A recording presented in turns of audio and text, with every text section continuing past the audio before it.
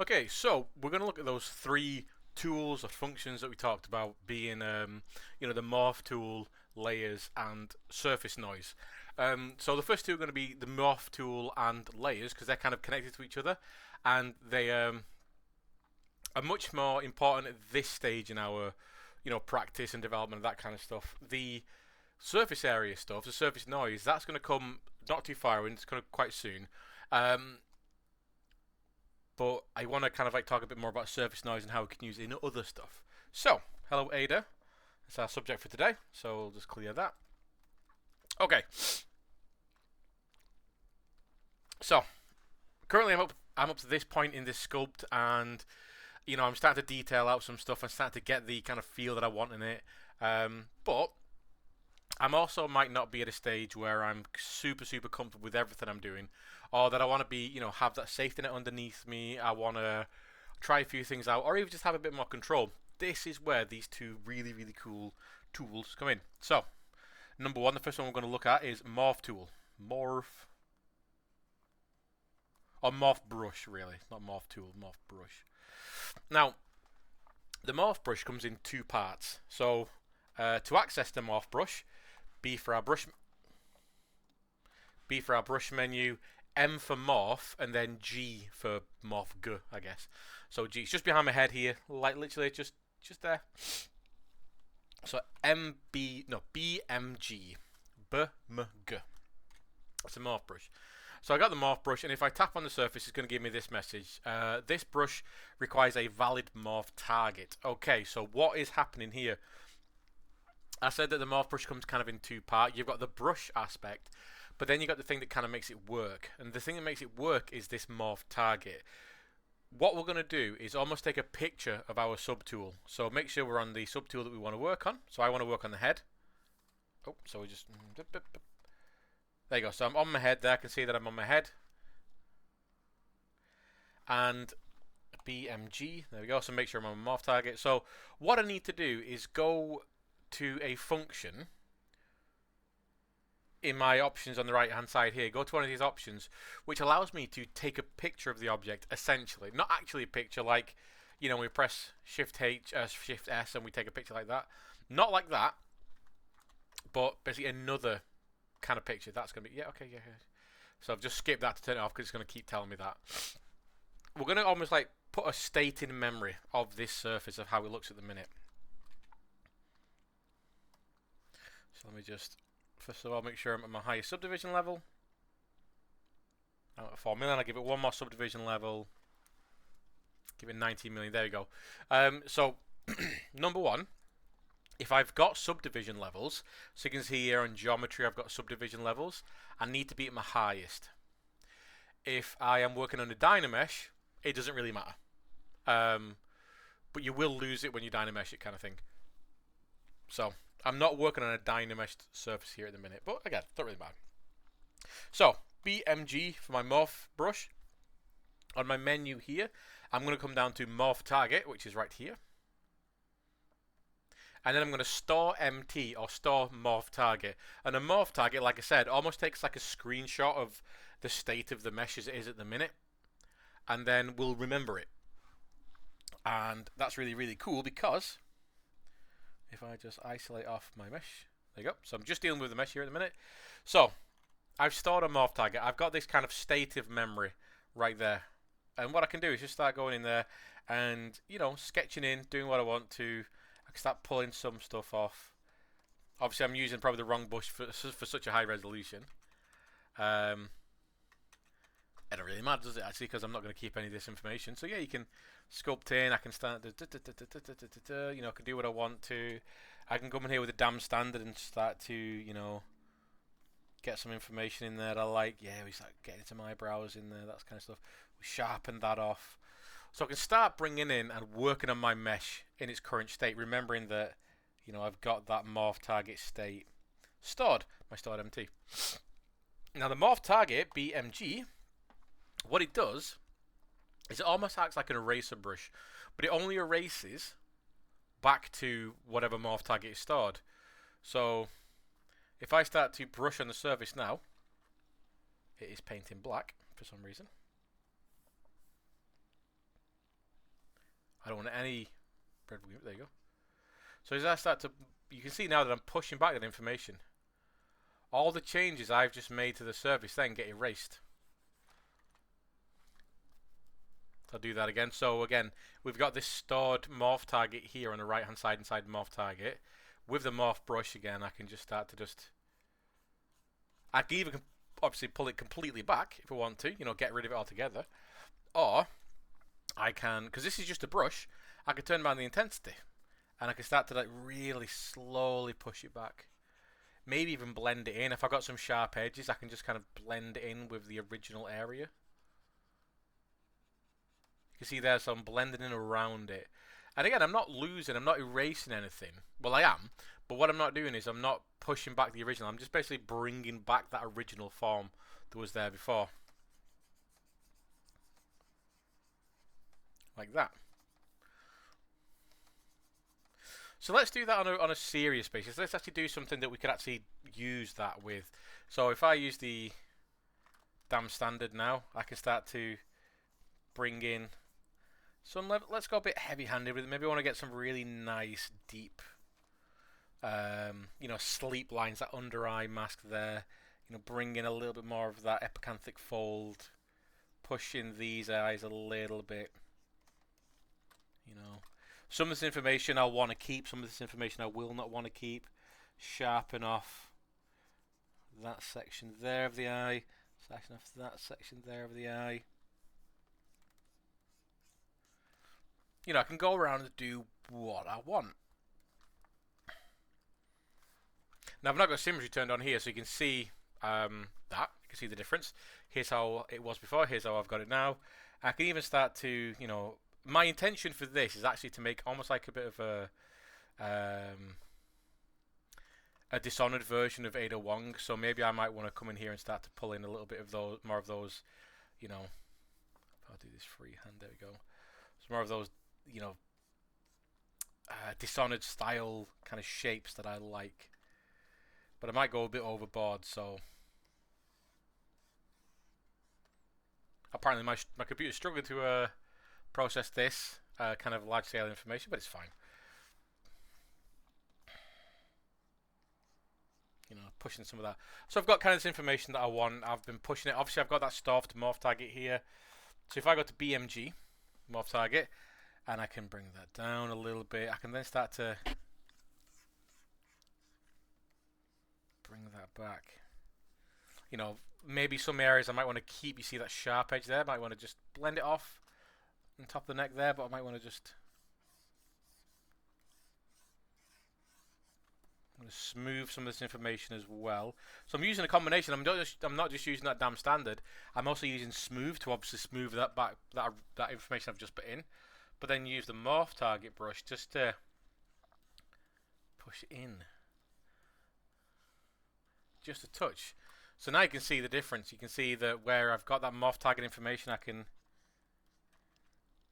bring it in. Some controls it. There we go.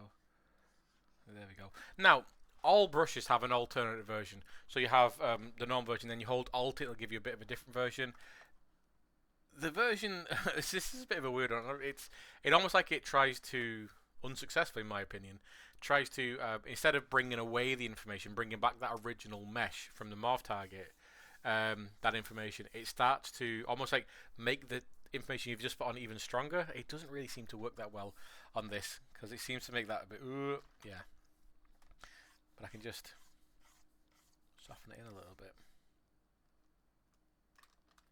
Bring back some of the information. Smooth, then bring it back. Smooth, then bring it back. Smooth, then bring it back. See what I mean? I can have a bit of control. And, you know, I can go back in. Rework some of those forms.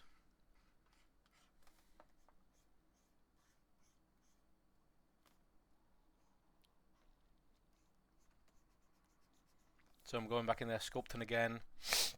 BMG for my morph brush.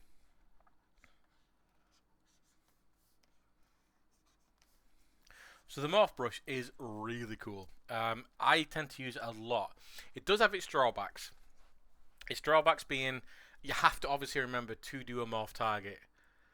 If you don't remember to do the morph target, and you end up spending, and I've done this myself, you end up spending like a couple of hours working on detail that in your mind you're thinking, oh, I'm just going to, morph target that back in a bit.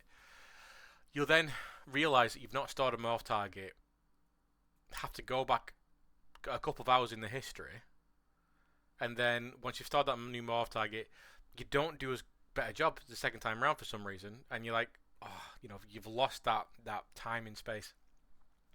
And you can only store one morph target at a time, obviously. You wouldn't be able to store more morph targets, but what you've also got here on the morph target menu is a couple of cool little things. So if I put that in there now, so it's got a slice on her face. Switch in the morph target menu here. Switch will switch between what we've just applied and switch back to the original. So that's the original. That's the new one. That's the original. That's the new one. Delete morph target is what you click when you want to commit to it. When you're either going to use a new morph target, or when you're like, okay, I want to commit to the information that's on my mesh. You hit delete morph target or del mt.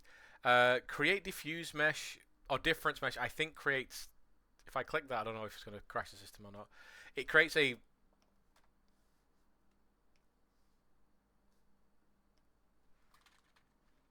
No, that's not that.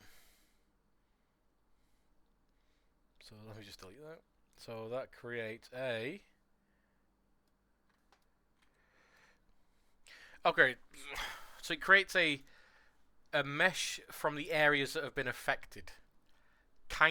That's the best way I can describe it. Kind of useless. I've never really seen a point of this. I'm sure that some ZBrush wizard has found a point for this. For me, it's basically just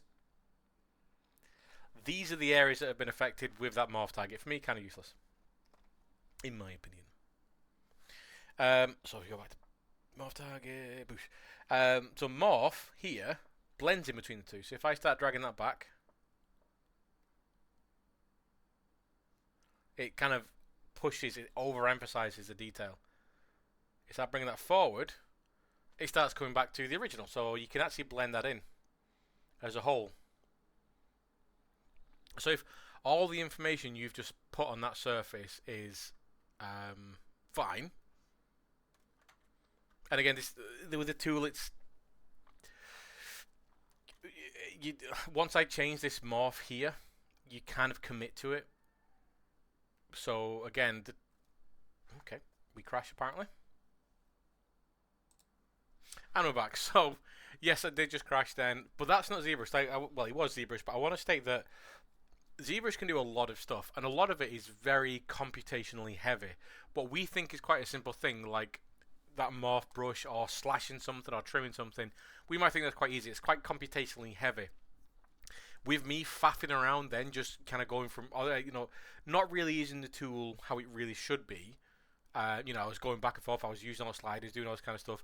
It kind of gets ZBrush in a bit of a state, so it can crash. So just be warned. ZBrush is doing a lot, so these things can happen. But like I said, BMG for your morph target brush, and if I go to morph target here on the right hand side, store morph target, because this is the stored morph target is the point in space that I'm like, right, that's going to be the thing, that's going to be the mesh that I'm going to with. Probably doesn't help that I'm also on like 19 million mesh. That's even not really that high. But yeah, that stored morph target, I store that and I can do whatever I want. So if I just do one pass just to show you again, I'll do a bit of a thing. So I'll get like a thing here. I'll give her some very subtle skin detailing. There we go. Maybe increase it a little bit. So what I'm doing here is an old trick for doing skin details. Very broad skin details. So you can see there I can go a bit overboard with its skin detail. Now it looks a little bit ropey. And I can come back in there with that morph target brush, that BMG. And with a nice low resolution, what I can do is, again, it's set to black for some reason. There we go. What I can do is just start to slowly push back the information I want to push back and leave what I want. So I'm almost airbrushing the surface. So I do want a little bit of that surface area maybe. I want a bit of that realistic skin as a kind of like a surface. So there we go. You see how I've got that nice surface noise to the head now? I can make it a bit lower, and I can, pull it out of the areas I definitely don't want it. Now the problem is with this morph target is if I wanted to put more information on the top of there, oops, daisy. If I wanted to put more information on top of there and move back, what I'm not going to be doing is bringing it back to this level. I'm going to be taking it back to that original morph target level. So if I wanted to do another layer, another kind of like passive detail, but have this maintain, what I've got to do is delete morph target. I've now committed to this information. I hit store morph target again, and then I go in with there for the second set of whatever, Then I do the next one. Back to the morph target brush. I'm going to size and dynamic remember it's on, so then I can just start to push this back a little bit. So I do really like this brush, to be honest. I think this brush is a fantastic brush. It's really cool. It's got me out of a lot of scrapes. It's helped me kind of get that information in there. But it is a brush, and it does have its issues. It's not for everyone. One thing that has tripped up me and a few other people in the past that I know is the fact that, you can't store multiple morph targets, which makes sense. You can only store one thing at a time. So, but that's morph target. And if you think of anything, if you're going in with a mesh and you're trying to detail some torso stuff, have I got a torso that I can detail? Have I got my torso? I do. So I have a torso. Boom. Very bad torso, but it's not. Ooh, go here. It's not really what I needed it for. I just needed a base for stuff. It's a very bad torso. But like even this, if I wanted to, I'm going to store a morph target because what I'm going to do is just try and push out some of that information. I want to, bring in the biceps. Bring in the biceps now. Try and get some of that. We saw the anterior, posterior, and exterior deltoids. Get some of that kind of information in there. Push it out. Think about muscles as a strip, all that kind of jazz. And then with that morph target, I can just start to control some of it. Maybe not all of it. Maybe the middle here, I want to just chill out a little bit. The transitional information here, I want to chill out a little bit. Like that. And maybe I'm a bit happy with that. Oh, yeah, piss up a little bit,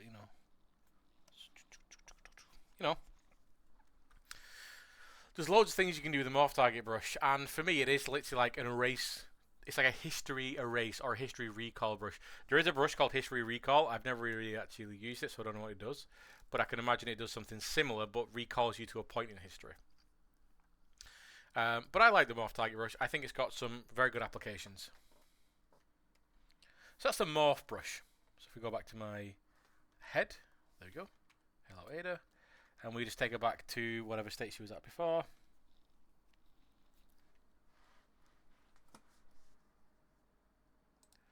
So the next function or brush is layers. So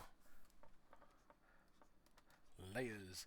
Very similar to Photoshop. There isn't a massive departure from how Photoshop works and its whole purpose. Except for this one, there isn't really, in my experience, much difference to the order in which it's in.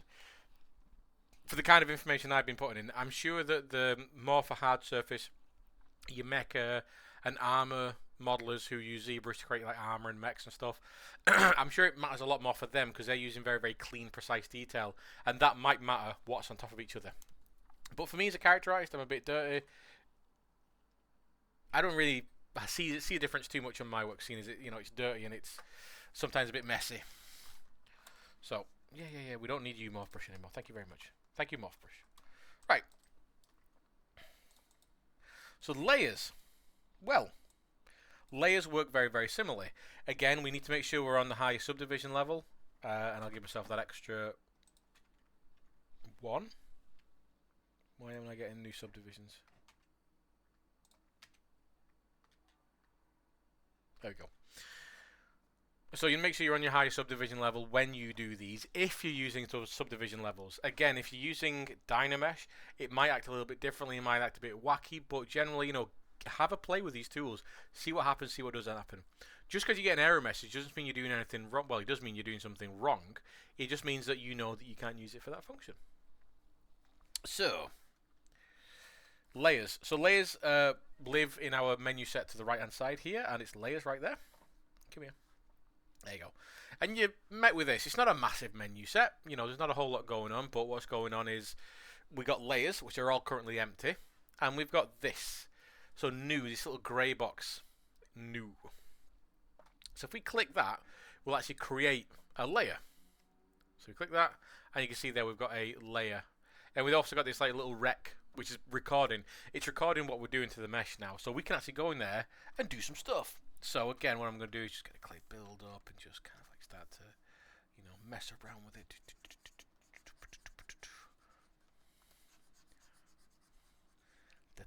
You know, smooth off some of that information. Use a trim dynamic. You know, I can just sculpt. So I can just sculpt. There's not really any massive work difference here. I can just carry on sculpting. So I can sculpt. Doodly doo. You know, all good, all good, all good. Let's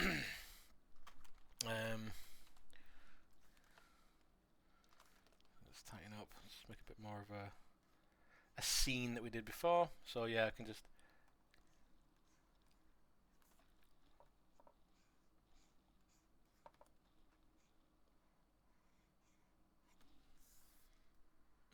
You know, we're looking good. You can see the difference there between two sides because I forgot to put symmetry on again.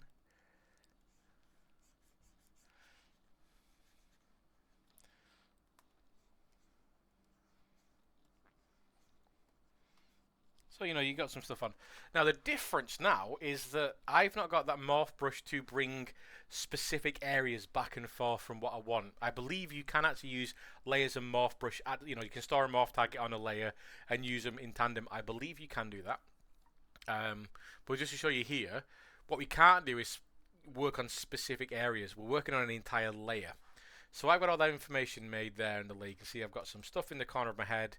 I got some stuff in my eyes, and I've got some stuff in my mouth here. And on this layer, if I click rec or record, I'm not committing, but I'm stopping recording. And so what's going on in this layer? We've got a name for it, so we can name the layers if we want to. By just making sure that layer is highlighted, and then coming down and clicking layer, clicking new. We've got this eyeball, which, you know, if I click that.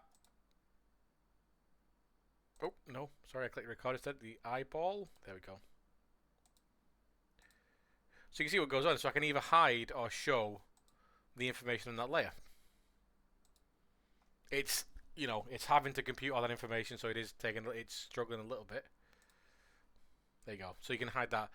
But what I really like about this is we've got this scroll bar here. If I start to decrease that, you have to let it kind of catch up a little bit.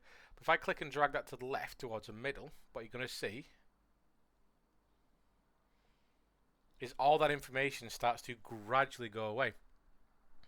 And if I go past the middle line, what it does is it inverts. So anything that goes in now comes out, anything that goes out now comes in.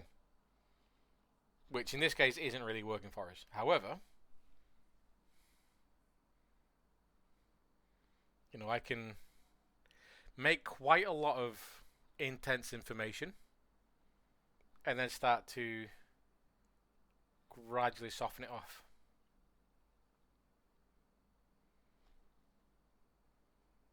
Like that. So now I've got a level of detail there that I still have control of. The layer's not dead. The layer's still there, and I can actually, you know what, I can click record. All that information will come back really, really strong. Because it's still active, it's still there, it has to go back to basically its default stage, or its original kind of power, its original intensity. So I'm going to add to it now. I'm going to add some information there to the nose. I'm going to add to the eye there. I'm going to take off from the inside of the eye. So I can start just messing with the stuff, you know. Oop. As you can see what I'm doing there, I've made that information. I click record. Oh, come here. There you go. I click record again. That's going to then go back to that intensity setting I had it set I at before, but with that new information. So if I up that to the top again, all that old information, new information is still there because it's part of that recording information right here. But I can, I can subtle it in. I can bring it in as much as I want. That's cool. Now I'm going to make a new layer. So new layer. It doesn't delete my old one. That old one is still there. But now what I can do is come and do some other stuff. So maybe it might be building more on top of this information. So if I'm doing some, not scar tissue, but wrinkle stuff, I can start to, maybe bring some of those wrinkles in. But I'm not interacting with the other layer. That's all there. Terrible wrinkles there, but you can see what I mean.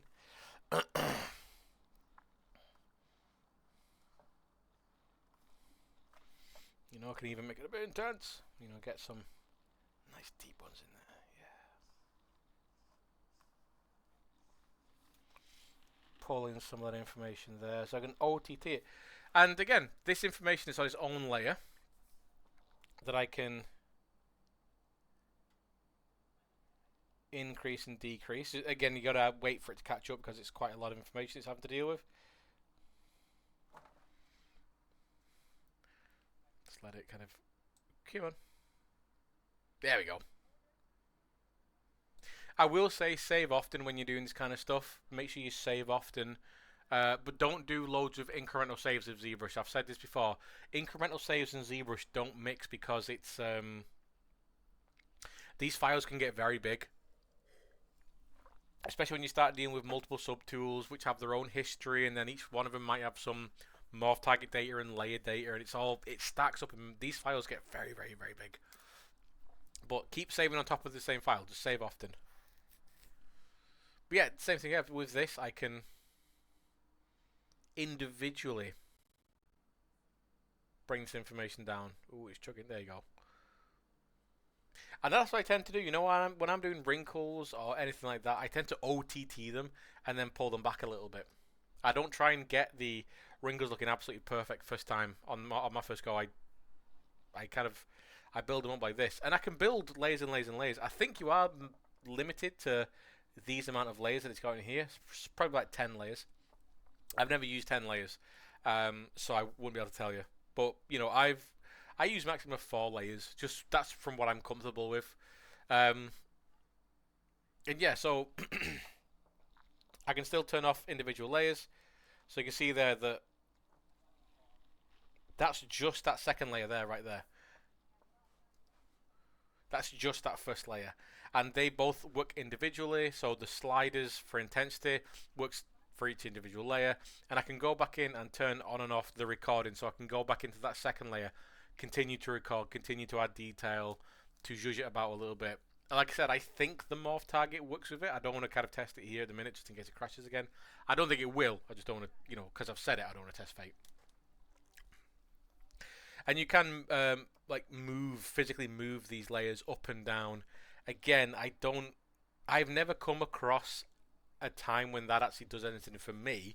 But I think it's because whenever I do use these layers, what I'm using a lot of noise detail. I'm not using very, very sharp, definite lines, so I don't know if that does actually interact with each other. Again, experiment with it.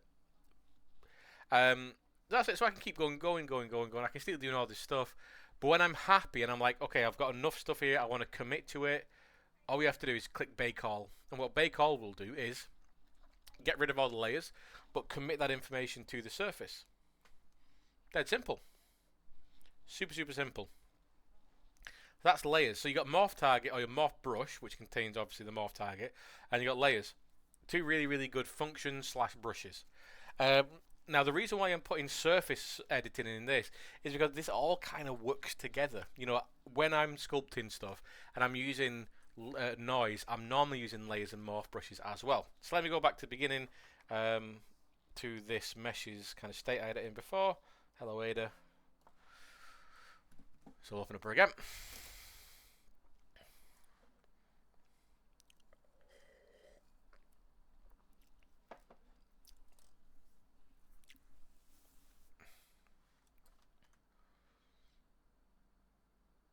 takes a bit of time to load, obviously. There we go. So let's clear the mesh. Let's just have her head. Let's take it up to its high subdivision level and then add a resolution. So there you go. So her head currently is 19 million. Now what it isn't, I just want to state this, what this head isn't is a detailing head. I'm just using this for the purpose of this video. Currently this is a Dynamesh head, and it's not efficiently set up. I've not done the stuff in the next few stages which allows me to have gorgeous detail to the surface. So I am having to deal with the surface, and in fact I might knock it up one. This is going to take it up to 77 million. Okay, there you go, 77 million just for the head. But now that is a very, very, very, very, very dense head, or at least as dense as I can make it for this. Right. It's a very, very dense head. So, surface noise. I'm going to make a layer when I do this, because I want to have some control. So I'm going to come here. Where's my layers? Layers. I'm going to make a layer. Boom. So surface noise lives in surface, which is right there. Surface and then surface noise. Right there. Surface noise. So this is a noise editor, just like in Photoshop, just like in Substance Painter. It works slightly differently, but generally it's exactly the same. So when you make, even some of you might already be able to see what's going on. When you make, when you go into this noise editor, let me just get rid of these words here. When you go into the noise editor, it opens up this window, and you'll see what's going on. So here we've got a noise on the surface, and it kind of already looks like skin. I've said this in class, but it's surprising how rough our skin is. Even the smoothest skin is quite rough. But it's like the porosity of skin, lighting, if you've got makeup on or anything like that, that's what's hiding this roughness. But skin is generally quite rough. So in this menu set, there's not a lot of stuff that I tend to mess with. You can mess with them again, experiment with them. You've got offsets down here, you've got angles, scales. The ones that I kind of worry about at first are just the noise scale. Noise scale is the scale of the noise. Now I was saying before that some of this is actually very useful for us in other stuff. This noise scale here, I've used this and I've seen it used very well for rock and for wood and for anything which has got a natural kind of noisy feel like that. For me, that's just rock. If you think of like slate that you see those like country walls made out of, this kind of reminds you of it. If you're thinking about like, you know, cathedral rocks where you got these like stones, this kind of material. It's this kind of information. So that's what noise scale does. It scales the noise. Ooh, and it's not the most smoothest running. There we go. Right, we're actually looking at here. We're looking at. So let me just angle this to a better position. There we go. Don't worry about the ear freaking out there. That's just it's the editor kind of not loving it. Cool. So that's a noise scale, and of course we can decrease that, increase it, we can invert it. Oh, sorry, it goes on to 0. Oh, it's a strength that I'm looking at. So that's a scale. So yeah, we can get a scale in there that we like. Magnify by mask, we've not got a mask applied, so that doesn't really do anything now. But in this strength, well, strength is strength. So I can increase that and it'd be absolutely useless like that. Or what I can do is start to just gently nudge it, so it gives me the right kind of appeal, the kind of surface that I want. So maybe something like that, possibly. What's that? And that's so, you can see how subtle that is. I've got tons of decimals in there. 0.00071. 0.0005. There you go. Strength by mask again. We've not got a mask applied, but that will blend in between the masks, which is very useful. This histogram here just basically allows me to change the shape of the actual noise. Currently, all the noise is like that. It's a perfect kind of point like that. But what I can do is start to change that. And what you'll see as well is that update on the surface. So what I've got here is more now like that, where it's flatter at the surface, and then it's more like it's a indent. If I go the opposite way, if I do this, then it's more like a spot. See what's going on? So now the flattest area is at the base, but then we go up. This, oops, it is. So you can have adding multiple in there.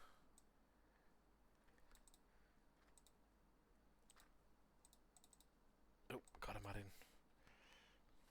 I need to undo a couple of these. Oh, God. There we go. It can be a bit tricky. There we go. So yeah, so that the very flattest sits at the bottom, so we're getting a lot of peaks. And if we do that, the flattest section is at the top, so then we got a lot of these valleys. But as you can see, you can plot other points in there and get some kind of wacky kind of shapes going on. You know, have a play. You'll be able to come up with loads of different stuff. Imagine if you're doing any kind of like corrosion or something. You could probably use this noise to do this kind of stuff. But I am going to just use it nice and normal. I'm just going to reset it like that. Boom, that's me. That's all I want. Awesome. And down here we've got stuff like offset, so we can actually offset the noise. Now, this noise is acting just like in Painter, where it's like a cube around the head, and what we've got is 3D noise. It's just intersecting with the surface. So what we can do is, you know, move it around. Now, it was just such a randomized Perlian noise. You're not really going to be finding the best results, but this is good if you're trying to use other types of noise. You know, we got angle again, same stuff. If you're using a noise, which is because you can bring in your own noise. I've never had the best experience with the noise working properly, but I just think it's because I'm not using it right. But again, you can do the angles. You can even do, so you can stretch it. So let me get a good one. Like that. What's this? Is scale?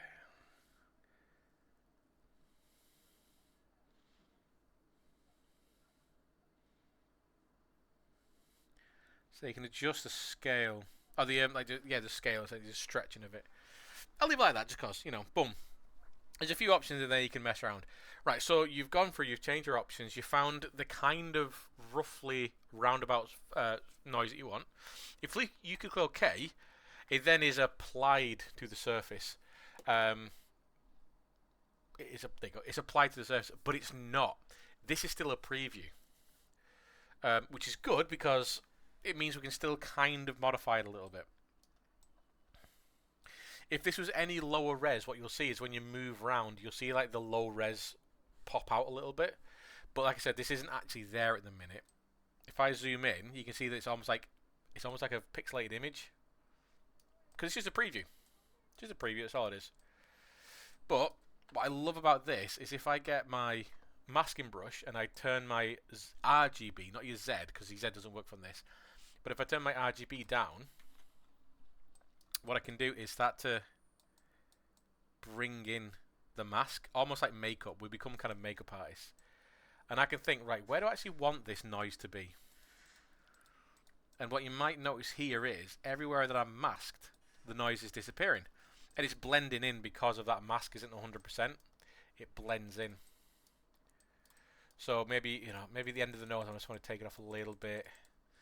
Anywhere where the skin's and I'm back. So I just want to restate that this isn't ZBrush crashing. The ZBrush isn't crashing. It's kind of I think my computer is kind of doing this. I was at 77 million, and I was kind of being a bit kind of quick and slapdash. And the scene's not the cleanest scene in the world. ZBrush will obviously crash from time to time, especially when you're asking a lot of it. And I think a combination of my computer / ZBrush, I just asked a bit too much of it then. But I've got back to where I was before. Now, what I was saying was, I've masked off areas, or I can mask off areas that I want the less or none of that noise information there. And because it's not actually there, the noise isn't actually there just yet. We've got a preview, so I've taken it away from the lips, I've taken it away from a little bit from the nose around the eyes, a little bit from the chin. And again, I can just kind of airbrush out where I don't want them noises to be. It's cool. So when I'm happy with this and I actually want to commit this noise to the surface, I simply click inside the surface menu here, apply to mesh. Now you might see a little bit of a shift in the surface. That's because everything so far has been a preview. And it's almost like superimposing the mesh, this noise information on the mesh. When I actually apply it to the mesh, it's going to start to displace the polygons. And if there's not a ton there, it'll get a bit noisy. You'll see. You'll be able to see a shift in the mesh. So I click apply. There you go. So you see how I've kind of lost almost, like that's really, really crisp and nice. And then when I hit apply, we kind of lose a little bit of it.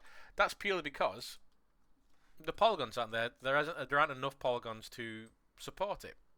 Even in 19 million. Again, this is why doing it on a Dynamesh is kind of useless, because this isn't my final mesh. I always do this on later stages, but I want to get this shown to you now.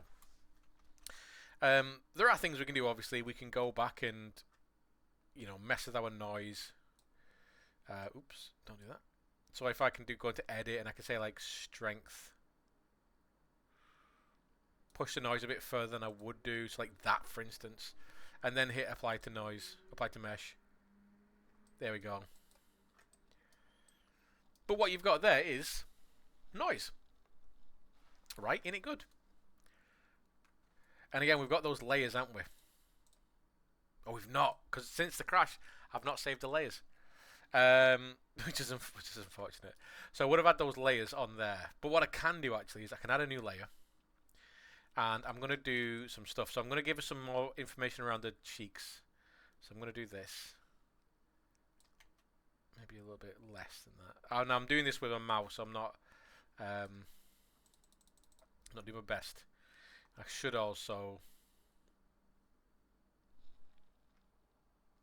there you go, lower my RGB on my masking brush, so I can just, you know, airbrush it in. Again, we'll make up artists at this time. So you can see that I'm just brushing it in on the corner of the mouth like that. So okay. So I want a bit more different information in this kind of area. Well, if I invert it so only this area is exposed, and again I've got that nice soft brush, that nice soft mask, I've not got anything very, very hard edged. I got this new layer. So now I can go back to the surface again. I can go back to noise again. I can go to edit again. And I can start to play with it. So I can do, okay, let's scale up the noise a little bit, but let's scale down the strength. Like that. And then I can say, okay, well, maybe I want it to be kind of like that. But actually I want this to be not minus. I want these to be, oh god. Minus, no. Yeah, like that. So I want it to go in almost like a bit of a lupusy, acne kind of skin. So I can click OK. That's that. And then we'll see what is actually able to get pulled onto the surface. Because, you know, when we apply to mesh, how much of that is actually maintained? A little bit, but not enough. So I can just Control Z back, edit, and I can just push that strength maybe to 0.0008. Okay. Hit apply. Not bad. But you know what? I've got that layer on there, so I'm actually going to push it further than I really should do. 0.001. Zero point zero zero two. Right, okay, boom, like that. And I'll apply that to the mesh. There we go. So we've got that. It's a bit, you know, it's a bit much, but with those layers,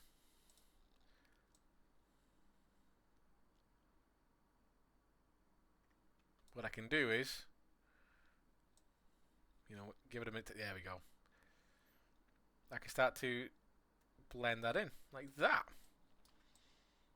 So now it's a bit subtler. And then I can add a new layer, and on this layer I'm going to attempt to store a morph target. So store a morph target. It stored a morph target, which is good. And then on my masking brush I'm just going to mask this area here, just in the middle. It's thinking. It's having to think a little bit. Now I'll do some editing again. Oh, I need to invert that. There we go. And now what I'm going to do is get some spike information, but I'm going to invert this. So 0.002. minus 0.002. Like that. Okay. And again, I will apply to mesh to see the outcome. Okay, good. Get that morph target brush, so BMG. Make sure my sensitivity is... There we go, yeah, so the even with layers. So if you combine the morph target with layers and the noise, on this layer, I can paint in the information that I want. And maybe just push it a little bit further. So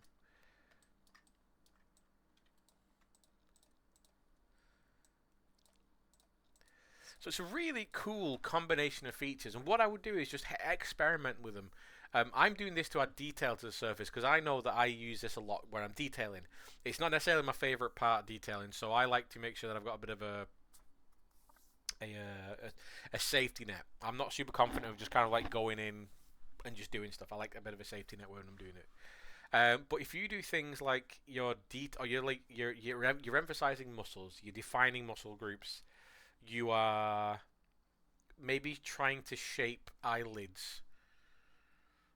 You know, there could be you could use this in the initial phases. You might be deleting them, you know, or deleting morph targets or baking layers a lot more when you're in the initial stages. But again, there might be reasons why you would blend these things together. You'll obviously come up against brick walls. You know, if you merge layers, if you separate layers, if you try and dynamesh something together, you're going to start losing this information. You're going to start losing your morph targets, losing your layers, because that's just what happens. The software might also crash because it does if you've got layers and then you've got dynameshes and you try and blend them, you try and like dynamesh things together, but they're part of a layer. That might crash it because how can it blend in between two things that are even not connected or are connected? All these different things. So, you know, just experiment with them. These and again, as I keep saying, these are my way of working. There are 100 million different ways you can do this kind of work, but a lot of it is just experimenting and finding your tools and finding your rhythm and your rhyme.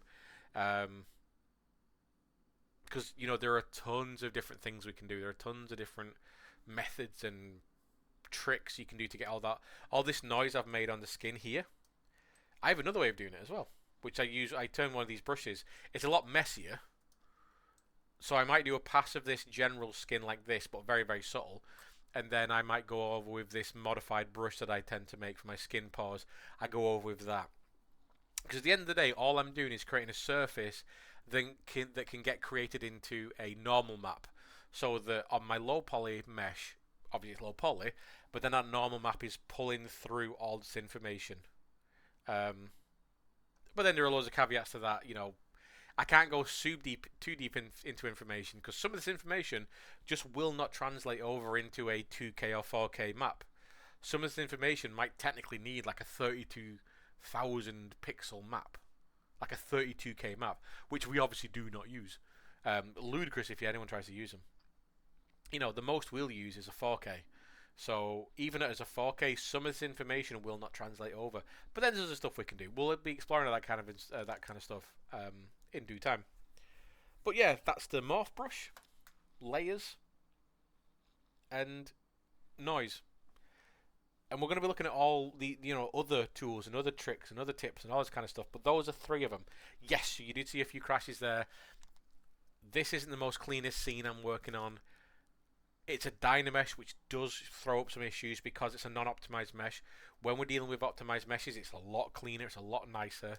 And I was also just being a little bit heavy-handed, a little bit slapdash, and maybe ZBrush was like, "I'm gonna crash because I want you to go a bit slower." But again, have a play, have an experiment.